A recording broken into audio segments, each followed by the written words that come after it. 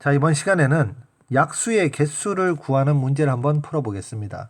자, 우리가 중학교 1학년 1학기 때 약수의 개수를 구하는 방법을 공부를 했었어요. 자, 어떤 자연수 n이 있을 때 이 자연수 n을 소인수분해 해서 이 소인수의 지수가 PQR이 있으면 이 소인수의 지수에다 1을 더해서 곱해주면 얘가 바로 양의 약수의 개수가 된다. 이렇게 공부를 했습니다. 이 시간에는 왜 그러면 이 공식에 의해서 양의 약수의 개수가 나오는지에 대해서 한번 설명을 해 보겠습니다. 자, 4번 문제를 통해서 한번 이야기해 보면 63의 양의 약수의 개수를 A라고 하는데, 자, 63을 소인수분해하면 63은 3으로 나누면은 21이고 3으로 나누면 7이 돼서, 자, 3의 제곱 곱하기 7이 되죠. 자, 약수를 어떻게 구하냐면 약수는 처음에 이 63의 약수는 1이 있습니다. 1. 1이라는 약수는 3이라는 소인수를 한 번도 사용하지 않고, 그리고 7이라는 소인수도 한 번도 사용하지 않으면 1이라는 약수가 나와요. 그리고 3이라는 약수가 또 있죠.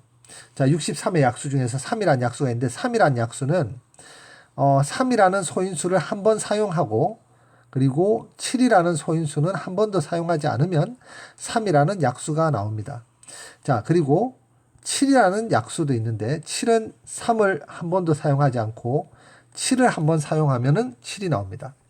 자, 그리고 9라는 약수는 3을 두 번 사용하고, 그리고 7은 한 번도 사용하지 않으면 9라는 약수가 나와요.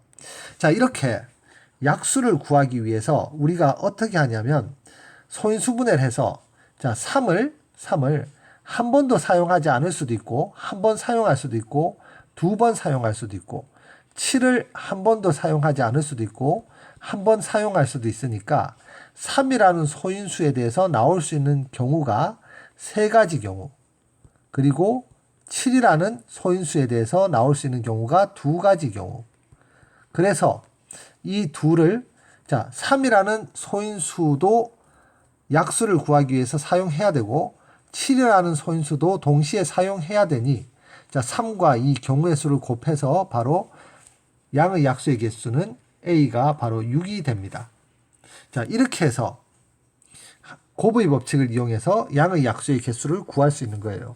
그러면 똑같은 원리로 135의 경우에는 135를 소인수분해하면 5로 나누어주면, 자, 2가 되고 7이 되고 3으로 나눠주면은 9가 되고 3으로 나눠주면 3이 돼서 135는 3의 세제곱 곱하기 5가 되고, 자, 그러면 135의 양의 약수의 개수를 구하기 위해서, 양의 약수를 구하기 위해서는 3이라는 소인수를 이용해서 나올 수 있는 사건과 5라는 소인수를 이용해서 나올 수 있는 사건으로 나눌 수 있는데, 3이라는 소인수를 이용해서 나올 수 있는 경우는, 자, 3을 한 번도 사용하지 않는 3의 0제곱, 3의 1제곱, 3의 2제곱, 3의 3제곱, 이렇게 네 가지 경우가 있을 수 있고, 5라는 소인수를 이용해서 구할 수 있는 경우의 수는 5의 0제곱, 5의 1제곱 두 가지가 있으니, 자, 이 두 가지의 경우에, 이 두 가지 상황에 대한 경우의 수를 곱해주면